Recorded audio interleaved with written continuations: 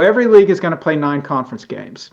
Here's the big difference. The Big Ten is the only power conference that does not require one non-conference Power 4 opponent.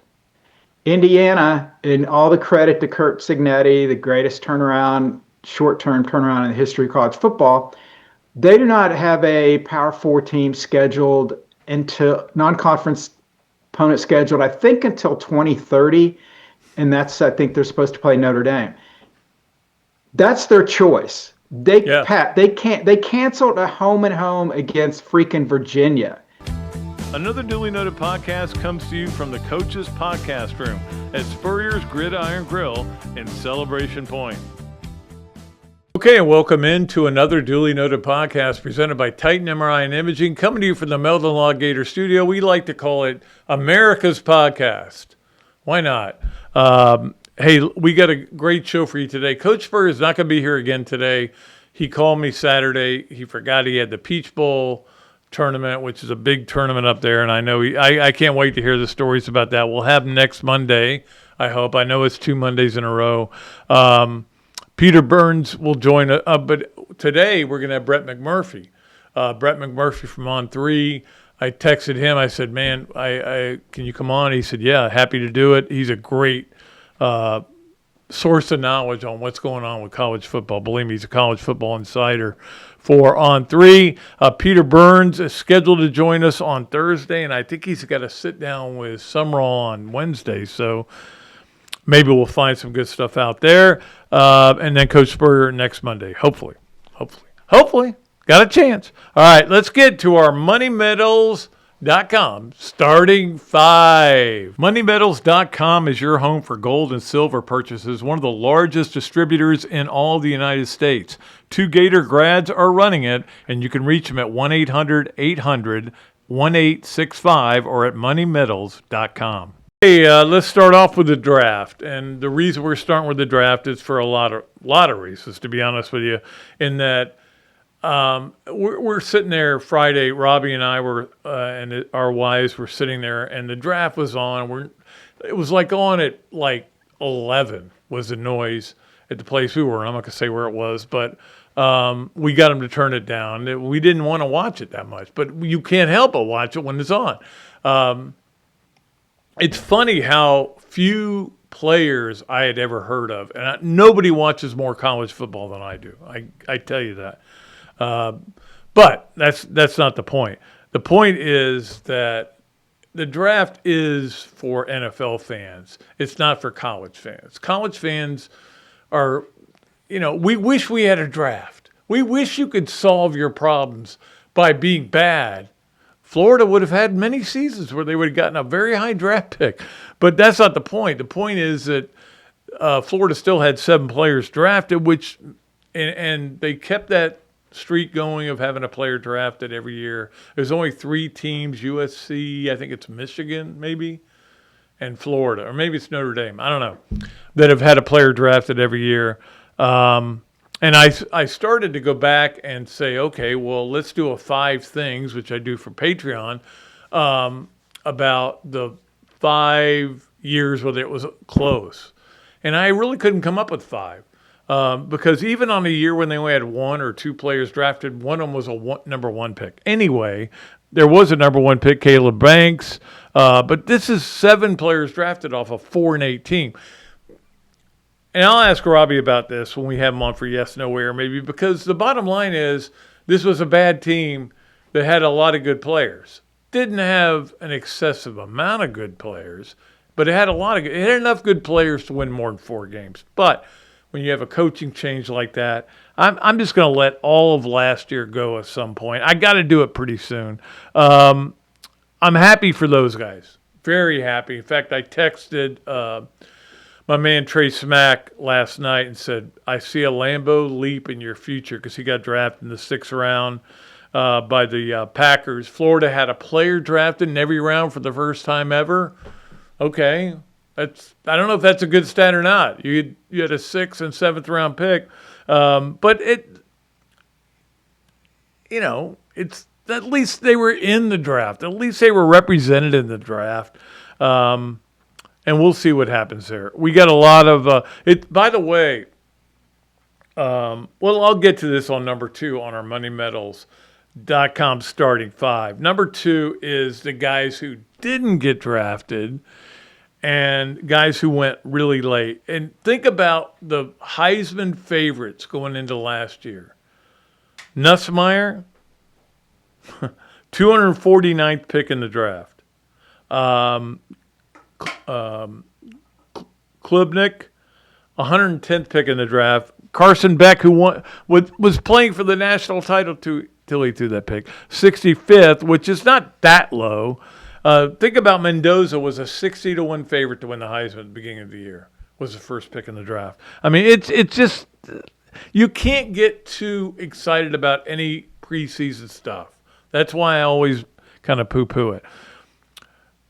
But this is the first time since 66, I think. Let me look at – no, I'm sorry, 03, that a Heisman runner-up was not drafted, and that was Brad Banks. Now, Brad Banks, if you don't remember him, Iowa, I think he was a guy who just ran. He was a quarterback who ran and did a lot of option stuff, so he wasn't a perfect pick. I mean, Tebow was, too, a guy who ran the ball a lot, but he was a first-round pick. So Pavia goes undrafted, and again, you're 5'9" and 7/8. That's what they when they listed it. I think the time of the undersized quarterback has ended. When you saw, I was looking at this because somebody posted a picture of the Heisman finalists, and Mendoza looks like Olivier Roy next to Pavia. I mean, he is just towering over him. And I think that, in the end, that comes down to it. Now, he got a tryout with the Ravens. Not even an undrafted free agent contract. He got a tryout.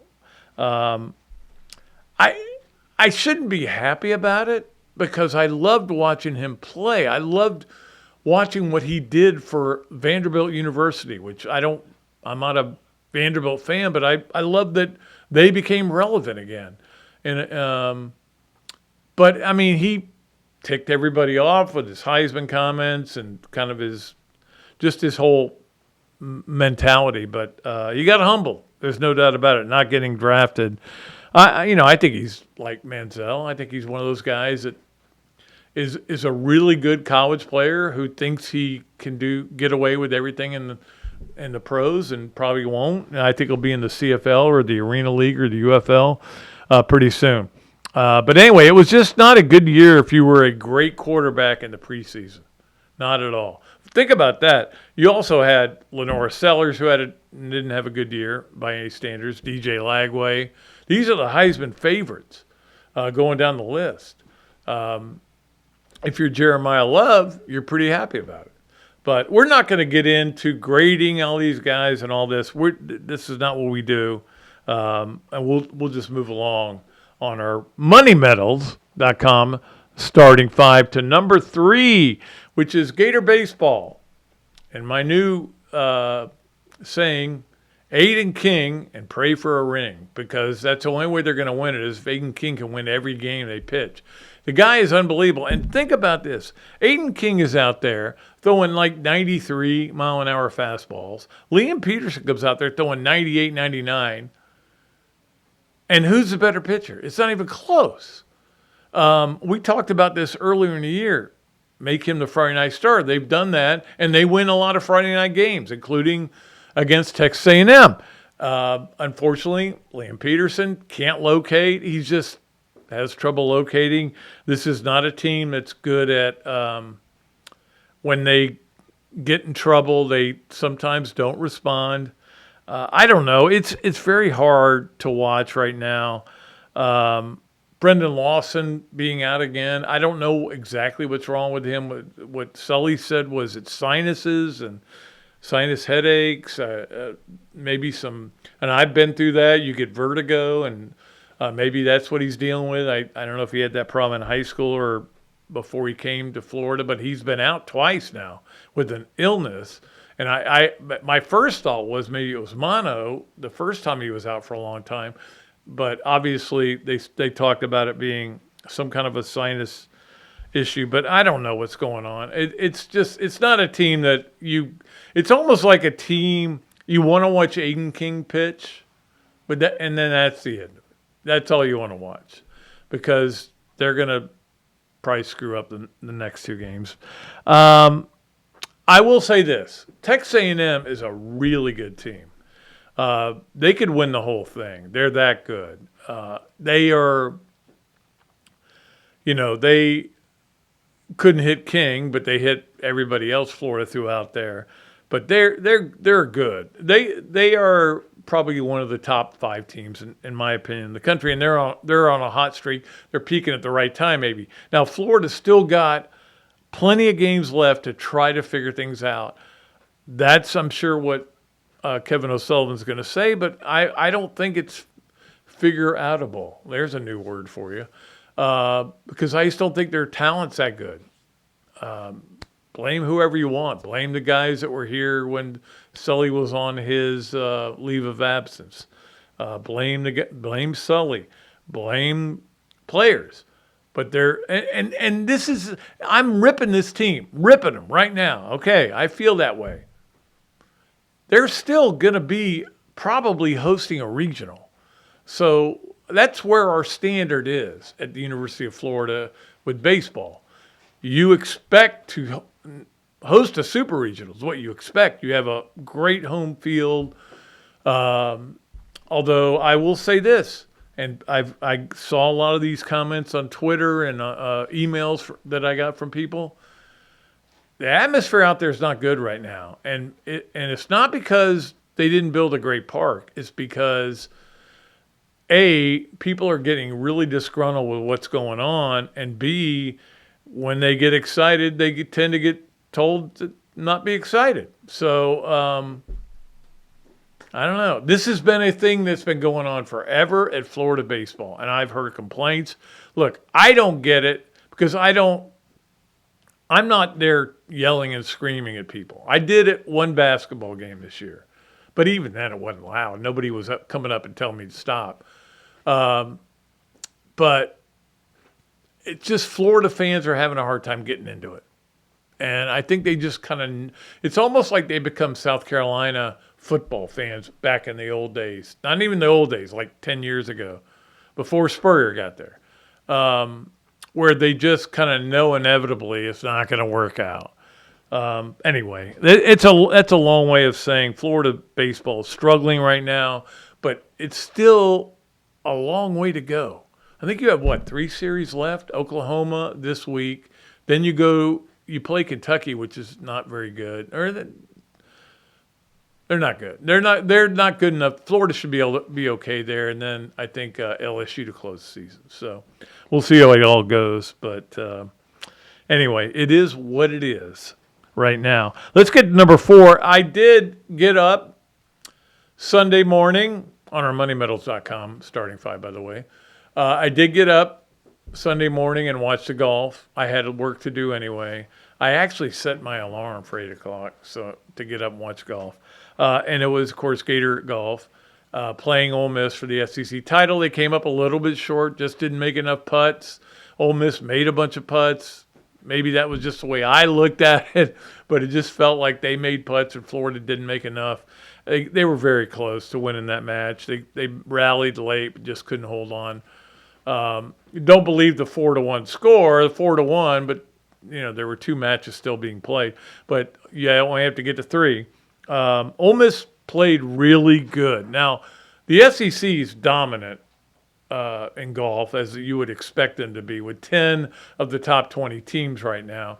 But Florida's got a great team. They've got to figure out a way to keep it going the rest of the way. They're going to find out May 6th where they go.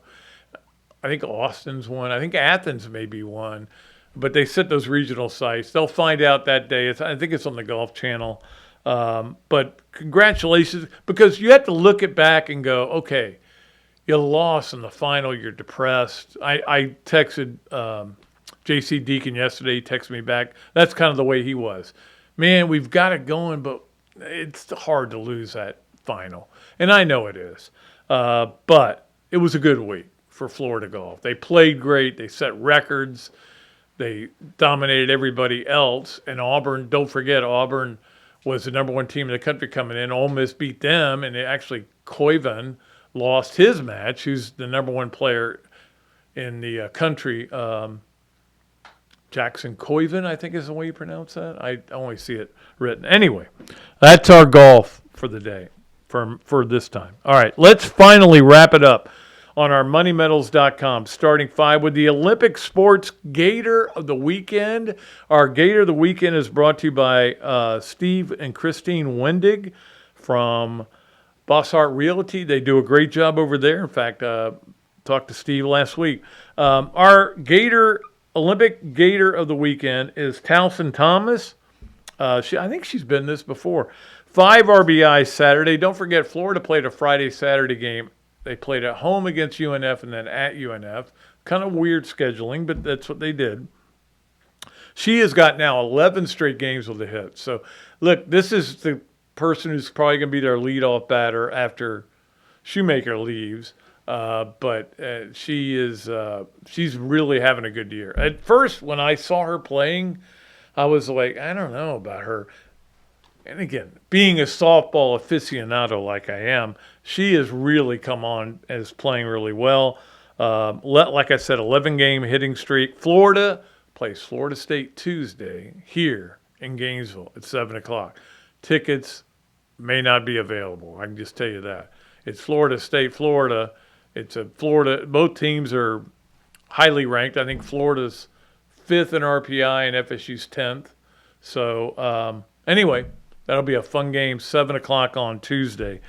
That is our Olympic great for Olympic Gator of the Week, brought to you by Bossart Realty and Steve and Christine Wendig. All right, let's take a break. When we come back, my friend Brett McMurphy is going to join us from On3 Sports. We'll talk a lot of college football with him. We'll also do Robbie Andreu with Yes, No, Where, Maybe. All that is coming up. You got plenty to listen for here on another duly noted podcast presented by Titan MRI and Imaging, coming to you from the Meldon Law Gator Studios.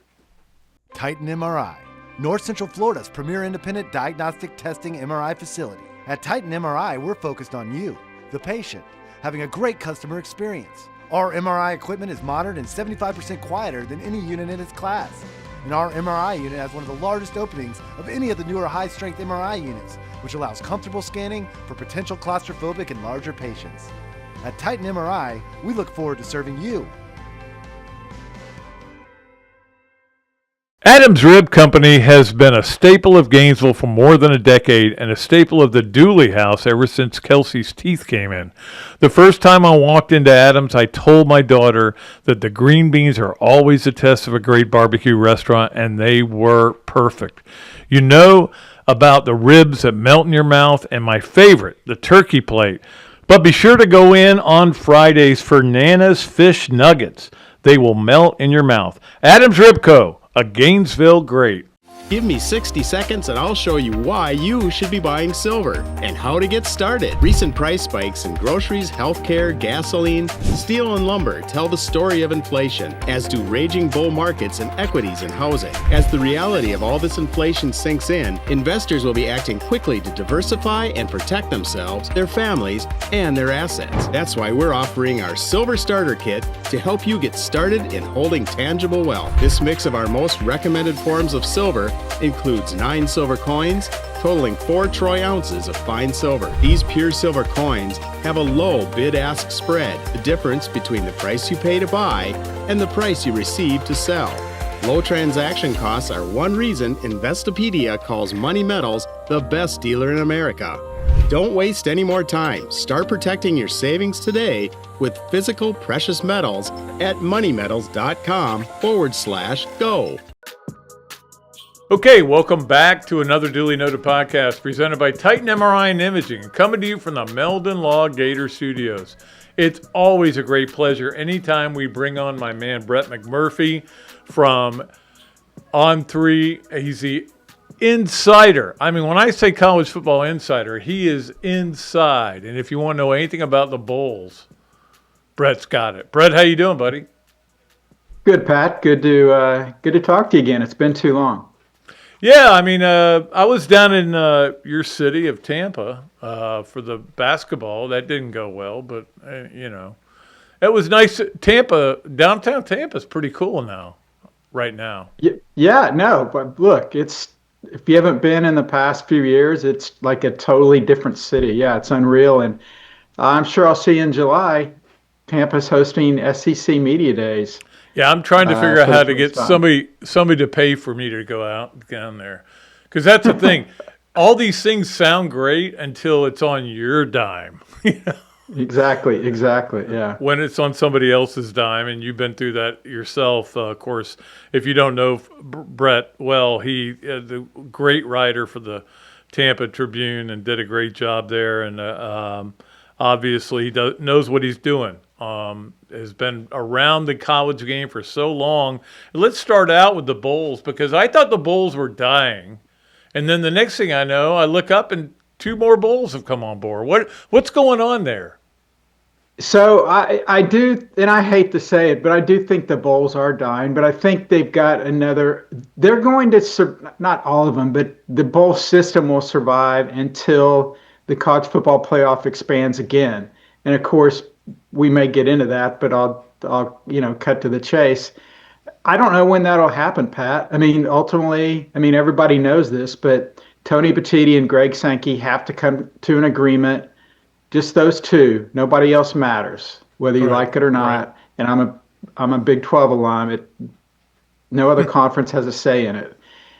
So the issue is, do they go to 16? Do they go to 24? Sankey wants to go to 16. Petitti wants to go to 24. There's been no compromise. And until there is a decision made, we will continue with the 12-team playoff. So that's what's happened for this coming year. Why did they add 2 bowl games? Because they had 3 cancel in the past year: Bahamas, right, Detroit, and the LA Bowl. So the Xbox Bowl, which is in Frisco, Texas, that was added last year. They're sticking around for another year. And then they added the Puerto Rico Bowl. Sorry, Gator fans, it's only probably will be restricted to only a group of 6 teams. So I don't think you want to go there anyway. Hey. So they're all over the Gasparilla Bowl. They've dominated that. So yeah, they've had enough with that. So they're going to do that, and then they're adding the Poinsettia Bowl in San Diego, which is basically replacing Los Angeles, and that will likely pair the Mountain West champ against the new Pac-12 champs. So that's just a 1-year deal, 1-year gap stop, because all the bowl contracts, they ended last year. And these bowls, the ReliaQuest here in Tampa, the Gator Bowl in Jacksonville,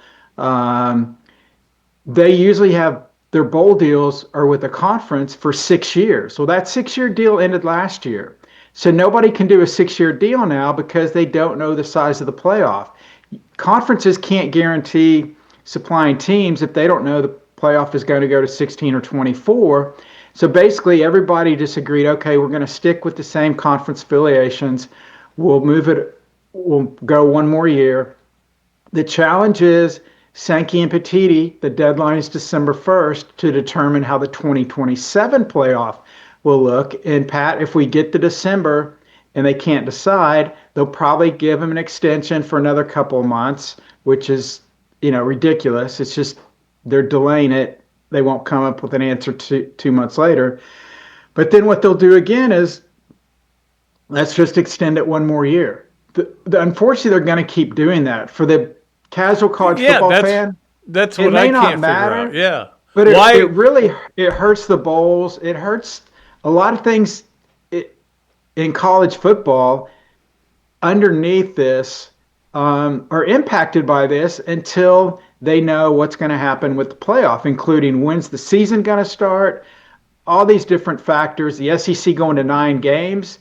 We can talk about that. How I think the SEC is in trouble this coming year as far as the college football playoff because of the additional SEC game. So there's a number of factors that kind of get intertwined with all this because they can't decide the future of the college football playoff. If they would just say, look, we don't know, let's go 3 more years of 12 teams, then people could plan stuff. You could do different things. The conferences, could, set up their conference schedules the way they wanted. to help out their leagues. But now it's basically it's a 1 year. Okay, let's do this for a year. Let's do this for another year. And yeah, everyone's. I know this is a family program, but the most common word I keep hearing when I talk to my sources is cluster. You know what? Well, I know exactly what you mean, but I want to pack a couple of things here. One is, you talked about the 9-game SEC schedule and how it may affect the SEC and how many teams it gets into a playoff.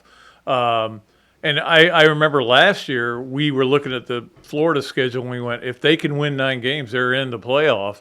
This year, I'm thinking if Florida wins 9 games, they're not in the playoff. I mean, so it comes down to how it's scheduled. I don't know. It's just it feels like there's no way to quantify what's going on in college football right now. No, and the challenge for the SEC. I mean, look. I don't know if calling it a mistake is probably, that's probably going a little bit too far. I just don't think it was a smart move for the SEC to go to 9 games until they knew what the definitive landscape of the college football playoff is going to be. Because the SEC will play 9 this year. Everyone knows that. The Big 12 has been playing 9. The ACC also will play 9. Except they've got a couple teams that mathematically they have 17 teams, so you can't have a 9-game schedule with 17 teams. So they've kind of set it up so that they have the equivalent of everybody playing 9 conference games. Those 3 leagues, so every league is going to play 9 conference games. Here's the big difference. The Big Ten is the only power conference that does not require one non-conference Power 4 opponent. Indiana, and all the credit to Curt Cignetti, the greatest short-term turnaround in the history of college football, they do not have a Power 4 team scheduled until non-conference opponent scheduled, I think, until 2030, and I think they're supposed to play Notre Dame.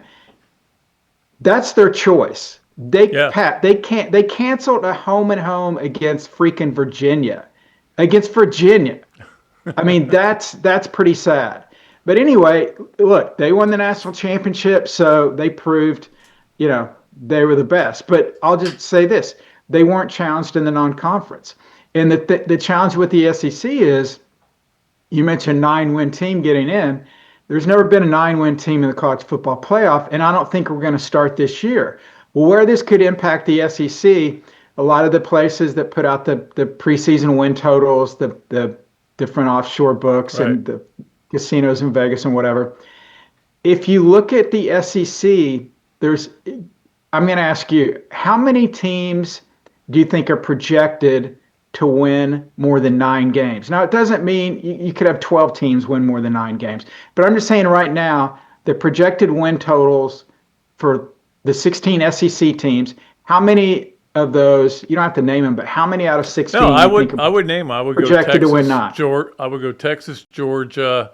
Alabama is very iffy. I mean, I think LSU, that may be the list. I think there's too much movement. No, you're right. You're right. You should have stopped at Texas and Georgia because that's it. They're the only 2 teams projected at 9.5. So what does that mean? Again, teams can overachieve, underachieve. We've seen that every year. But if everything kind of plays the way it probably will, and these numbers are fairly, accurate within a win or two. But if the SEC only has 2 teams with over 9 wins that get to 10 wins, you're not going to have 3 teams in the playoff from the SEC. You're not going to have 4 teams from the SEC. And, even with my Oklahoma State education, I can figure out by adding a 9th game, that means the SEC overall will have 8 more losses. And that's going to impact them a lot. And then they also play a non-conference Power 4 opponent. So they're playing everybody except a handful of teams in the Big Ten are playing 10 Power 4 conference opponents. And Pat, I think, we get close to a 9-win team getting into the playoff this year because I think the win-loss records of all these teams are going to be lower than it has been. And I remember talking with folks a couple of years ago, and they started, scheduling a lot based on, TV draw, and that impacts obviously the best teams. And I said, look, the days of teams going multiple teams going 12-0 are done, because they have these monster games. When you have Texas play Ohio State, we have Texas play Georgia, Texas, Oklahoma, etc. They're just one example. You're not going to have all these teams from all these different conferences go 12-0. Obviously, Indiana did it last year, but again, their conference schedule, they only played, 2 decent teams, and then they played nobody out of conference. But for the SEC, it's tough. And look, this is the first year the SEC did not have the most draft picks on day one. I wrote a story last month for On3 about, kind of the decline of the SEC. And I think, to be fair, it's a decline because what the SEC did will never happen again. 13 national titles in 17 years. But now they've gone 3 consecutive years without not only a team winning a national title in football, but not even getting to the championship game. And then you even go back, it's been, I believe, 10 years since the SEC did not have a national champion in either football, men's or women's basketball. Well, you guys may not care about men's or women's basketball, but I think just overall, I care about men's basketball, but not as much as football, obviously. But I mean, but again, is this just a 1-year blip, or is this kind of a bigger picture with, NIL and the transfer portal, not having to wait 2 or 3 recruiting classes to improve your team? Not being able to sign a ton of people, and then they're basically stuck at your program, so they can't go anywhere else. All right. Has that impacted the SEC more than anyone else? We'll have to find out. The SEC is the best conference overall from top to bottom. But in today's society, people don't care about that. All they care about is who got the ring, who won the championship. And, the Big Ten at the top, they're as good as anybody out there. But the bottom is worse than anybody out there. I'm an Oklahoma State guy. I think the Big 12 is the most competitive of the power conferences. From top to bottom, they're the most closely grouped of any conference. The problem is you really have one team, and that's Texas Tech, that can really even be mentioned as a possible national title contender. Compete financially, yeah. Yeah, and the ACC to the same matter. Miami has been very impressive. They're showing they're willing to spend money. I think they've kind of separated themselves from the pack in the ACC. But then you get to the bottom of the ACC, and it smells like bad fish. So the thing for the SEC is they will have the best conference, but all people care about is championships. And the SEC did benefit from this. When Saban was there, there were some years, and I think you'd agree that the SEC probably did not have the best overall conference. But nobody remembers that because at the end of the year, Alabama won the national title, and that's all anyone cares about. Yeah, absolutely. Let me ask you to close out here. And again, our friend Brett McMurphy from On3 Sports coming to us on the Big Mills Cheesesteaks Zoom line. Why can't these two guys, what is this one sticking point between Bettini and Sankey? Why can they not come to an agreement on this?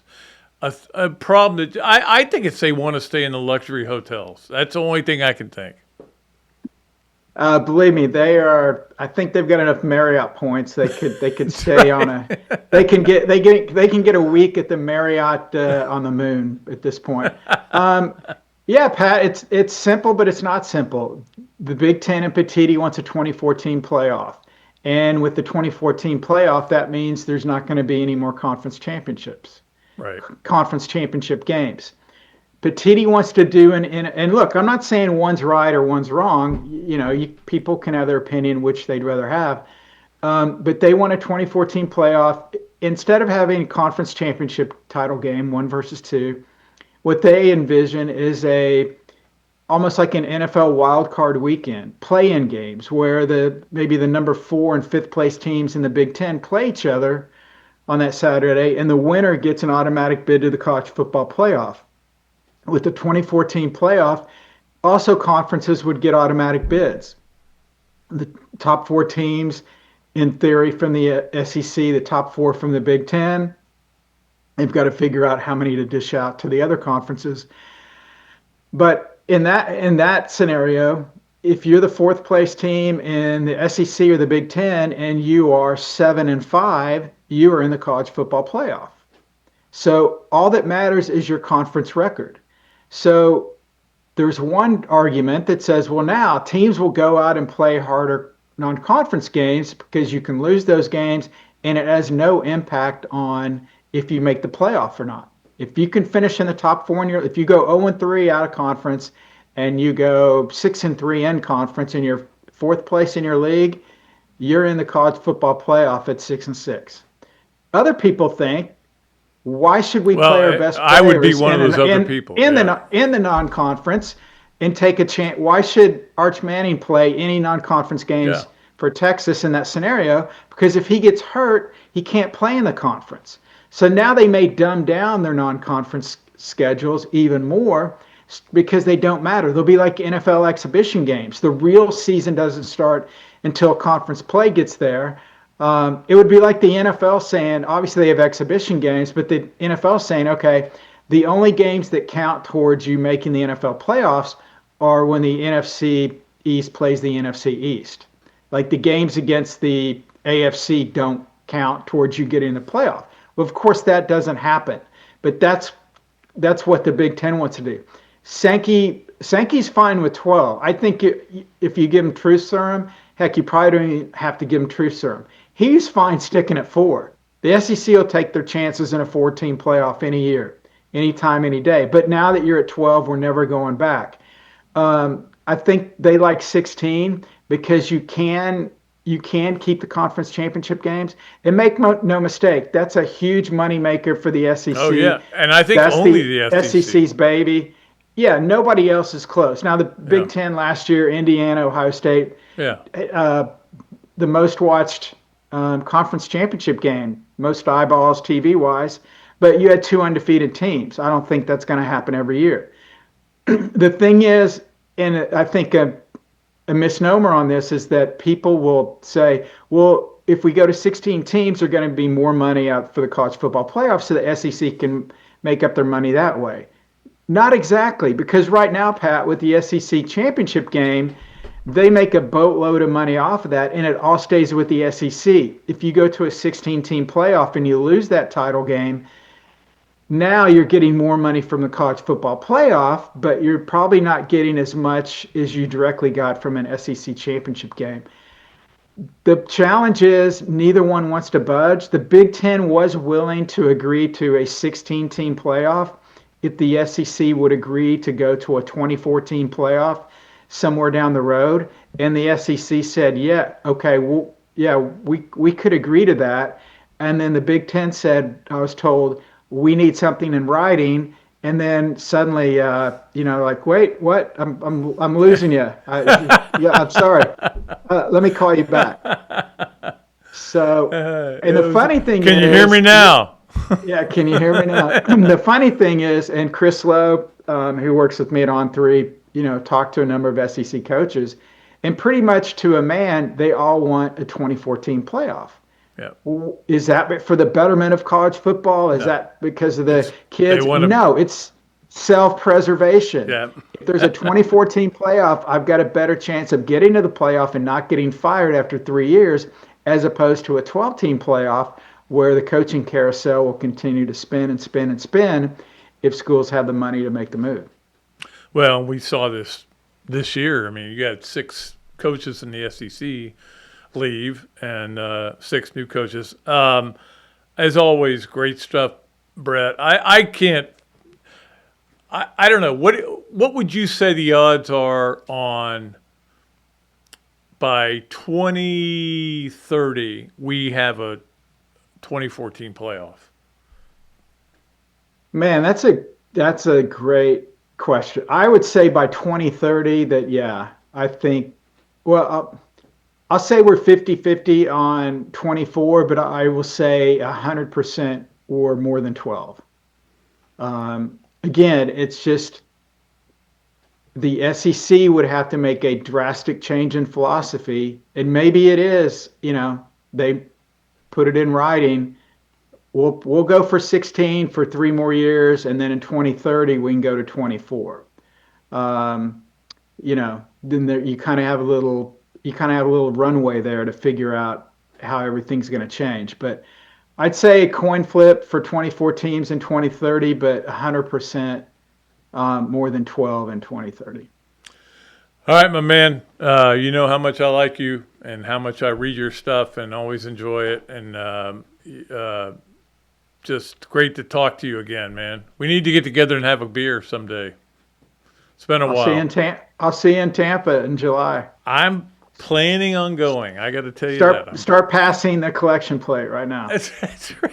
Maybe I can do that. Yeah. Maybe I can get somebody to convince me that it'd be great if I went down there. Yeah. Brett McMurphy joining us from On3. We appreciate him. We'll be back with more of another duly noted podcast presented by Titan MRI and Imaging, coming to you from the Meldon Law Gator Studios right after this break. Meldon Law has been serving personal injury victims since 1971. In those days, Jeffrey Meldon's presence as an attorney in the music scene dubbed him with the nickname the Hippie Attorney. And although times have changed, 2 things haven't: our commitment to bettering our community by helping the injured, Albert, are you ready to go to the game? and our love for the Florida Gators. If you bleed orange and blue, Meldon Law is the firm for you. By now, you heard about the Florida Legends Experience and Gala, featuring Gator Heisman greats Tim Tebow, Danny Warfel, and Steve Spurrier, all in one place at Spurrier's Gridiron Grill. Imagine catching a pass or taking a handoff from a Heisman winner, all while supporting Isaiah 117 to help provide safe, loving homes for children in need. Then enjoy an unforgettable evening at the Gala, filled with great food and lasting memories. Don't miss this historic event. Find out how you and your business can get involved at fllegends.com. That's fllegends.com. All right, it may be a new year, but it doesn't mean you have to back off any of your goals as far as losing weight. I know I've been working even harder on it, and of course I get an assist from BMI TeleMed. They help us out with our New Year's resolutions, even if I've already broken 2 of them. Not the food ones, though. Weight loss is your goal. Get with BMI TeleMed. They use GLP-1 medications, and they are individualized, and that's the great thing. I've been through this, and Charlie, just talking to him, it was so great to make him understand, and he understood what I was doing. It's not about just losing weight. It is about keeping it off. You know that. We're all excited about the new year, and we're going to lose weight, but when you lose it in the first month, then you got to keep going. BMI TeleMed is sensible. It's straightforward. It's affordable. No contracts or hidden costs. BMI TeleMed is donating $1 for every pound you lose to the Florida Victorious Foundation. So go Gators. Join the listeners on this podcast who've already lost over 600 pounds. Are you kidding me? I'm 60 of them right there. All right. Contact BMI TeleMed today at 727-383-1677. Okay, and welcome back to another duly noted podcast presented by Titan MRI and Imaging. My man, Joe Caloria over there, we appreciate him. And also coming to you from the Meldon Law Gator Studios, it is time for our Big Mills Cheesesteak, Yes, Nowhere, Maybe, with Robert A. Andreu. He joins us now on the Big Mills Cheesesteak Zoom line as well. Robbie, how you doing? Good. How are you, Patrick? Good. I enjoyed our Friday night. We went out and had a little nosh. That was fun, talking. Yeah, that was real good. And I saw your wife was wearing the shirt that my wife gave her. Yeah, she loves that shirt. Yeah, the Down Under shirt, Alex Condon. Looking Down Under. Down Under. Yeah, it's been a I don't know. It's just been a weird week for me because it's just like good news, bad news, good news, bad news. Yeah. But it is what it is. All right, The feeling. The feeling, Pat.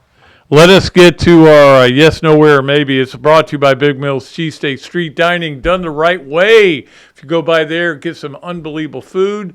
And if you say you listen to the show, you get free French fries with your order. Big Mills Cheesesteak, the place to go for anything you want. I mean, they got everything. They got steak salads. They got unbelievable cheesesteaks, obviously. They've got great grilled. I mean, Robbie, you've had those grilled sausages they do at the golf tournament, the Dooley golf tournament. They were unbelievable. Back when we used to have that tournament, I don't know. We may bring it back. I'm talking about bringing it back, but I don't know if anybody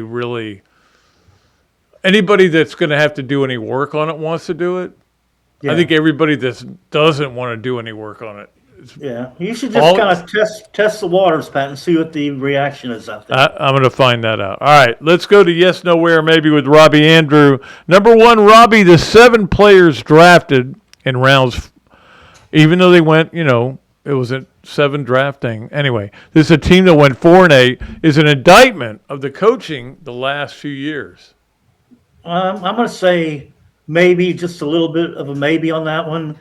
Because you look at 7 players drafted, that sounds great. But when you look at 2 kickers were involved, that means you had only 5 position players. So to me, that's not really an indictment. I mean, 7 players sounds great, only 5 position players. So no, but there's enough of stuff for an indictment on, what happened under him. And the reason he got 7 players drafted is he did recruit well, didn't develop real well, but recruited well. And when you're at Florida, you're going to have good recruiting years, and guys like that end up in the NFL. And so that was an example of that. I mean, there's at the very least, 7 players that will be drafted next year on this team right now. So, I mean, it's like, recruiting wasn't the problem. The problem was development and coaching, getting 11 on the field, just putting guys in position to win games. Yeah, and then Pat, the play calling and the clock management were just abysmal to me, and that was huge. Well, we're not worried about him anymore. Yeah, good that that's gone. He's James Madison's problem.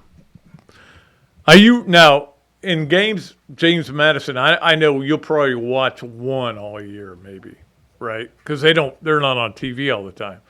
Are you rooting for or against?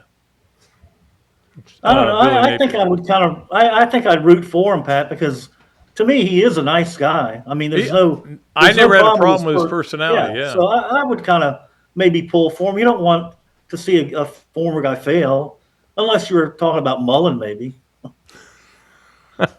So you're rooting against UNLV? Is that what you're saying? Yeah. Negative rooting. Well, there's a lot of negative rooting for us. We have a lot of options. Pat, look at it this way. When Spurrier went to South Carolina, we negative rooted against South Carolina some. A little bit. Did it. A little bit. No, the first I would say there were games when I remember they beat Tennessee early in his career, and I was definitely rooting for him, in that game. So it depended on the game. But they beat Alabama like 28-7 or whatever it was in Columbia. I was definitely pulling. But it wasn't like we were blind rooting for Spurrier. Exactly. Yeah, he became just another. I don't want to say just another coach in the SEC. He became a coach in the SEC. And it was kind of fringe negative rooting. Yes, exactly. All right, I'll tell you a story about that later. But let us get to number 2 on Yes, No, Where, Maybe with Robbie Andreu. Brought to you by Big Mills Cheesesteak. Robbie, this Gator baseball team is hard to watch right now. Oh, God, that's a big yes, Pat. And, the frustrating part is they're harder to watch when they're playing at home than when they're on the road. When they're on the road, they play relaxed and confident and, beat teams like Georgia and, Arkansas. And they look like a different team on the road for some reason when they come home. After winning a big series on the road, they seem to play tight. I don't know what it is, but they're really hard to watch and really hard to watch when they're playing at home. I'm a big put them believer. on the road. I enjoy watching them on the road. I'm a big believer that there are genes in your body and one of them's a clutch gene, but one of them's just I'm not going to let this bother me gene. No. And sometimes you have it, sometimes you don't. This team doesn't get big hits, doesn't hit late. They've got one pitcher. I made this comment on earlier in the show. It's Aiden King and pray for a ring. Really. And I know you remember that slogan. Yeah. Spawn insane and pray for rain. Of course. Milwaukee. But it was actually Braves. The Boston Braves. Okay. I had to look that up though. I'll admit that. Okay. Yeah. Because that was 48 is when that started. Yeah. We weren't even born. We were -6. I know. But, Pat, the Florida baseball team, their body of work now, they are what they are. I mean, they're just not a great pitching team, not a great hitting team, and not a very good clutch hitting team at all. Not a good defensive team either. Which No, is not unusual. good on defense either. But, I mean, I think that I think this is the question that nobody's really talking about. Maybe Sully's leave of absence affected all this stuff because he didn't put together a lot of this roster. I'm sure he was in contact, but I don't know. Let's blame somebody else.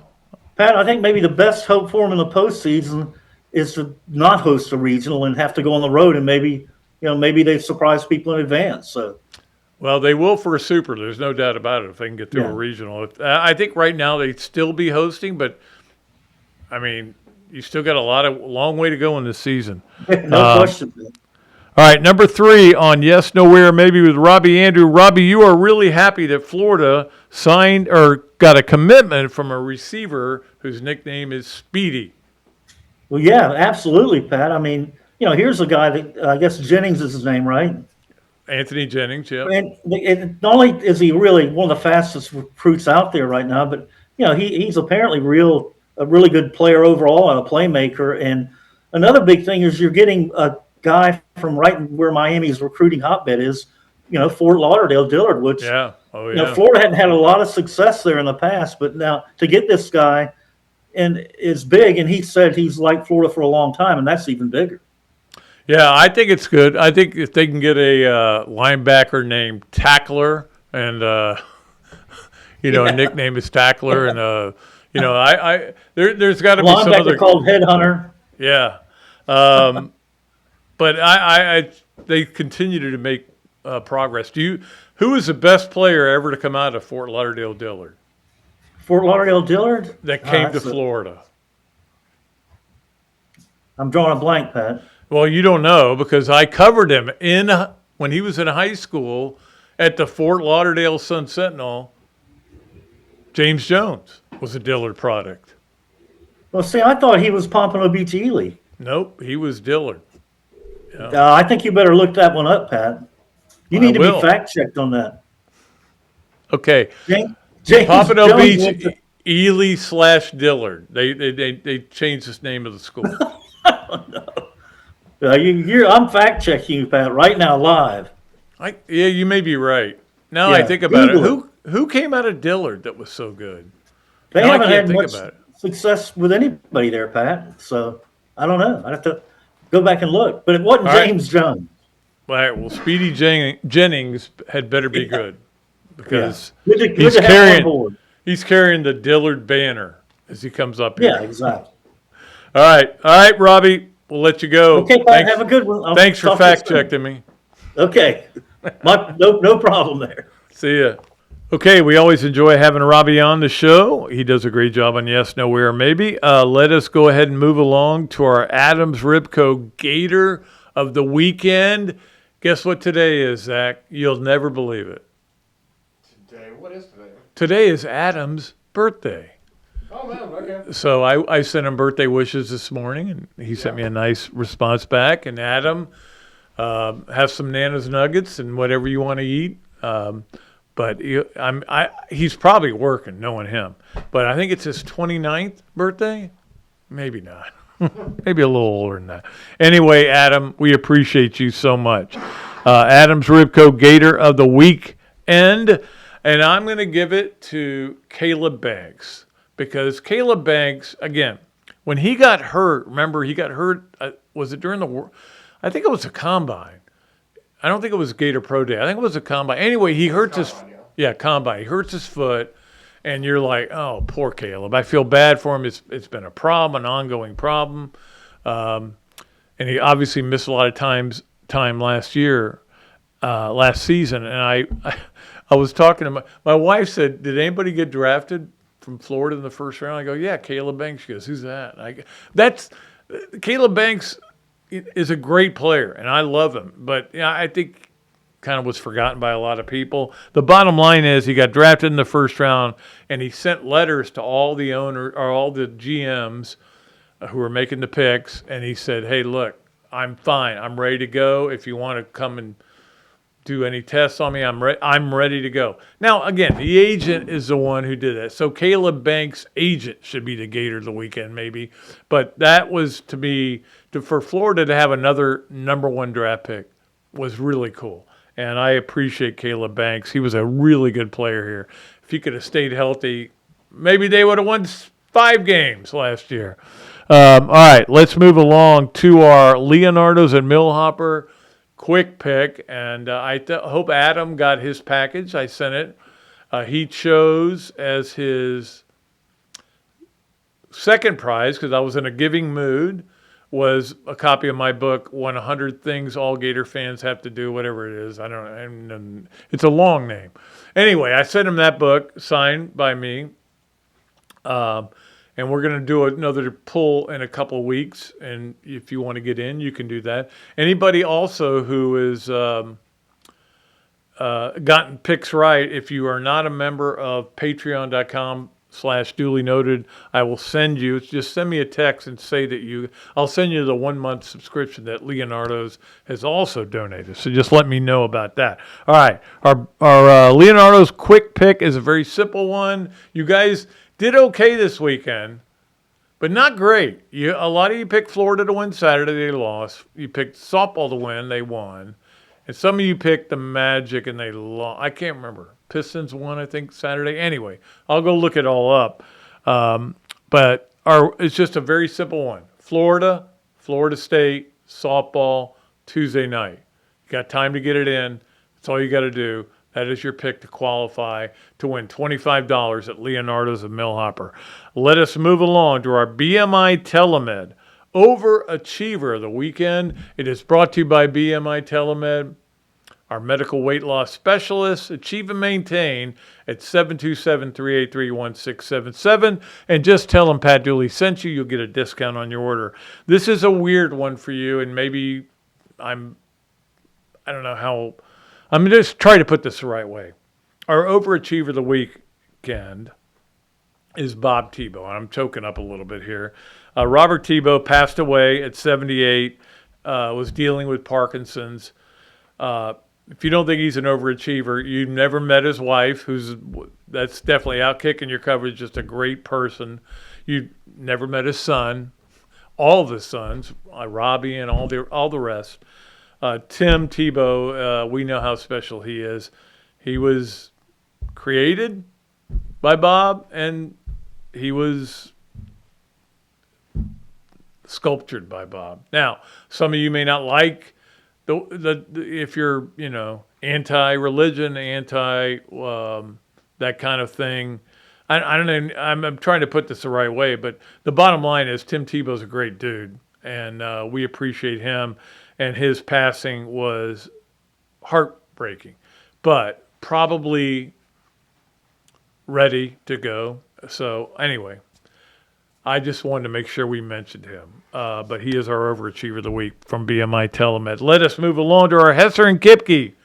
3 things. Hesser and Kipke, with over 50 years of combined legal experience in North and Central Florida, Hesser and Kipke is your place for bankruptcy, workers' compensation, and family law. Call or text Ken and Jennifer at 352-339-9920, Hesser and Kipke.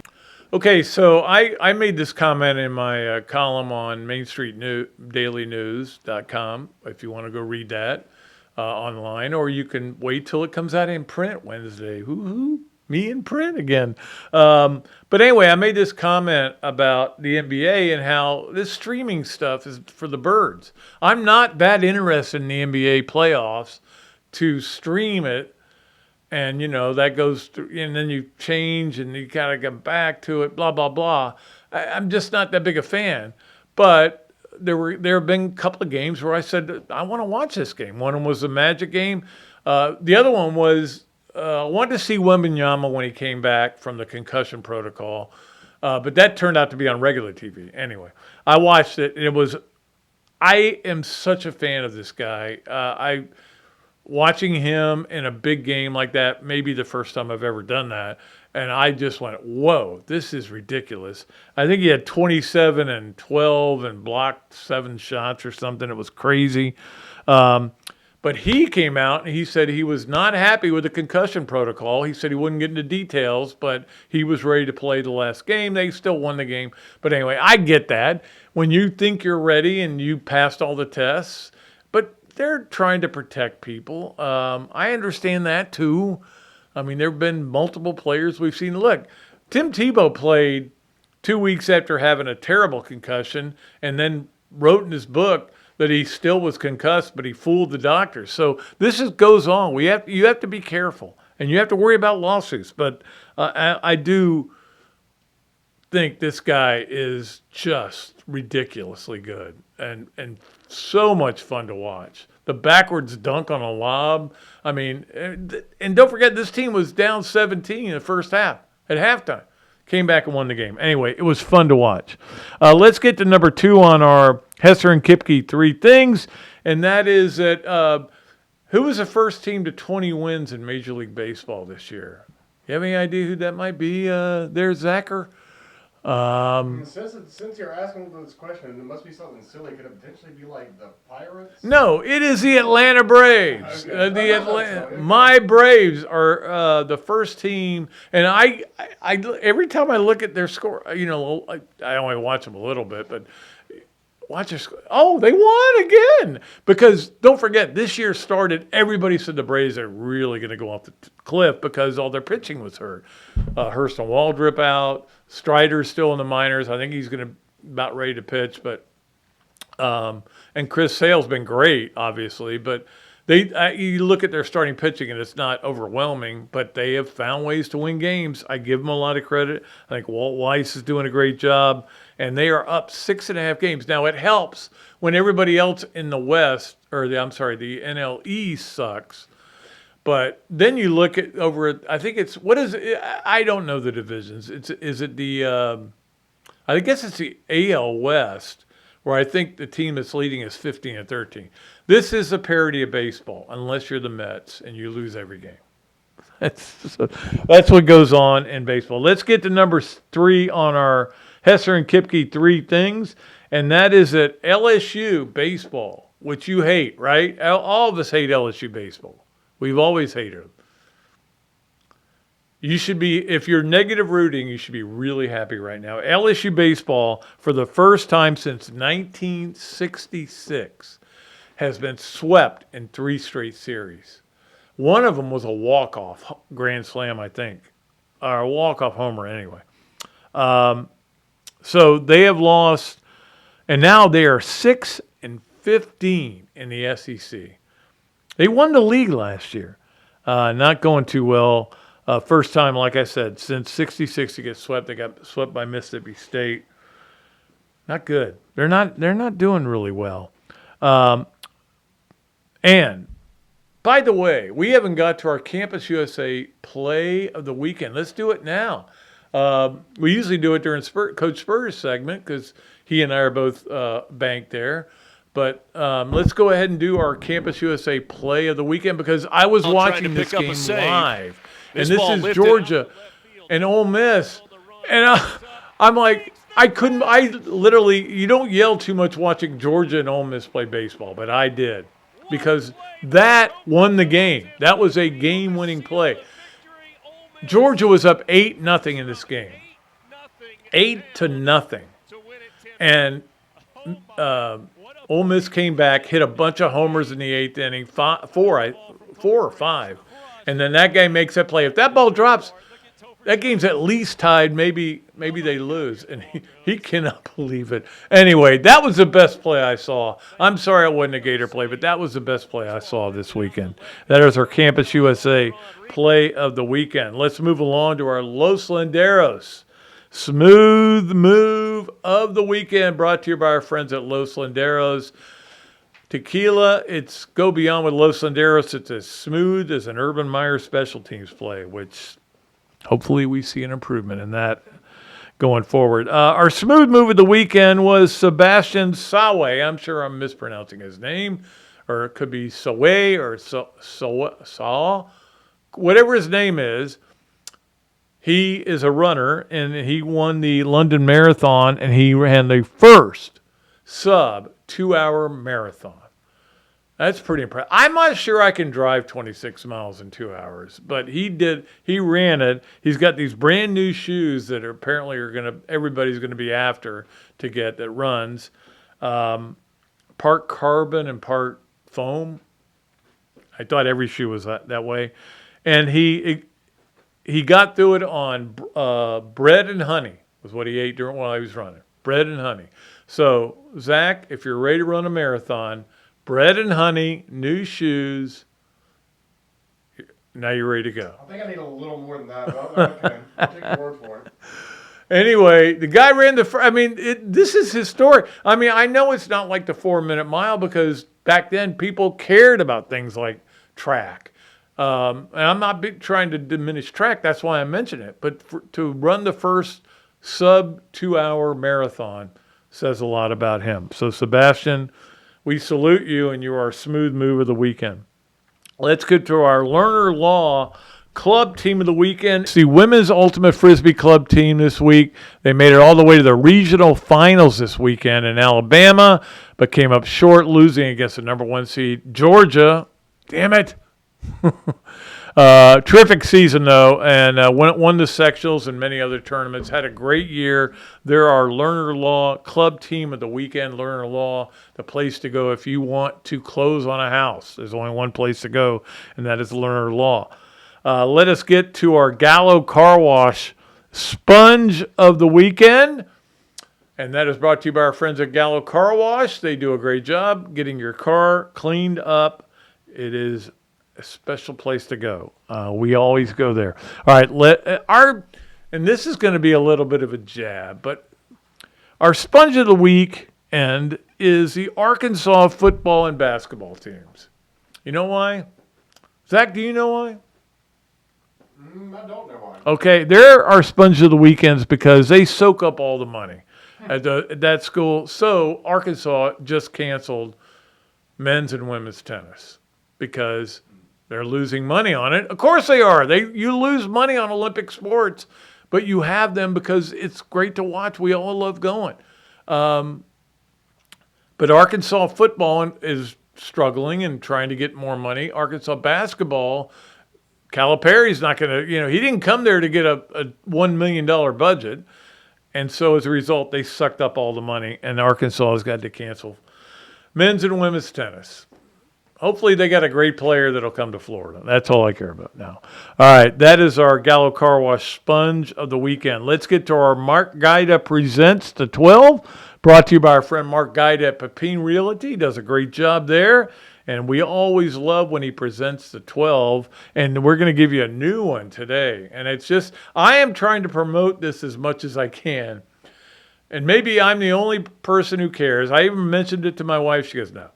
But Lacrosse is hosting the Big 12 championship this week, Thursday and Saturday, okay?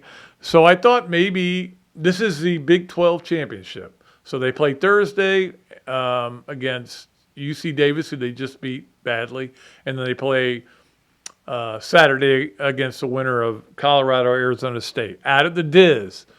Go out and support them, man. It's something to watch. That's the way I look at it. You may see me out there. Anyway, I wanted to give you the 12 top-ranked teams in lacrosse right now. And number 1, Northwestern. Number 2, Maryland. Northwestern's number 1 in something. That's pretty cool. Number 2, Maryland. Number 3, North Carolina. North Carolina, by the way, paid Bill Belichick all that money. How many players they get drafted? 0.0. I had to stick football in there. Stony Brook is number 4. The Stony Brook, I know Florida played there in regionals, and I think the finals were there, and they maybe still be there. Stony Brook. Who knew? Number 5 is Johns Hopkins, place to go to get cured. 6, Syracuse, and again, you're seeing all northern teams here. 7, Michigan. 8, Navy. Number 9, Florida. It's number 9. So as a Southern team, for them to do what they're doing, I have respect for that. I don't know that a lot of people do, but I do. I'm the one guy who does. 10 is Stanford. 11 is Colorado.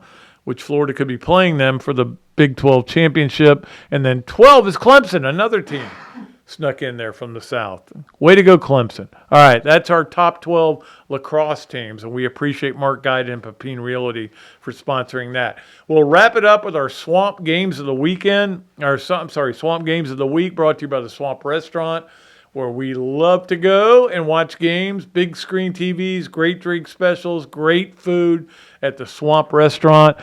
Give you the Tuesday night, obviously Florida FSU softball, There's no midweek baseball this week. So Florida will not lose a midweek game. That's good to know. Florida FSU Tuesday night in softball. That's going to be a big game. 7:00 on the SEC network. That's a get dinner done, and let's settle in for that. Also, you have Tuesday Detroit at Atlanta. Baseball on TBS. It's like the old days. 7:15. Maybe Skip and Pete are going to do the game. No, they're both dead. I'm sorry. Kansas City at the A's, too, at 9:40 on ESPN if you want to watch that. Jack Caglione, who hit a big homer yesterday. And then you have the Wednesday, if you're looking for the Orlando Magic, they play at Detroit, 7:00 again on Prime. Not a big fan of them going to Prime, but what are you going to do? I'm yelling at the clouds, but I'll probably turn it over for the fourth quarter. I'll look at the scores and see where it is and then turn it over for the fourth quarter.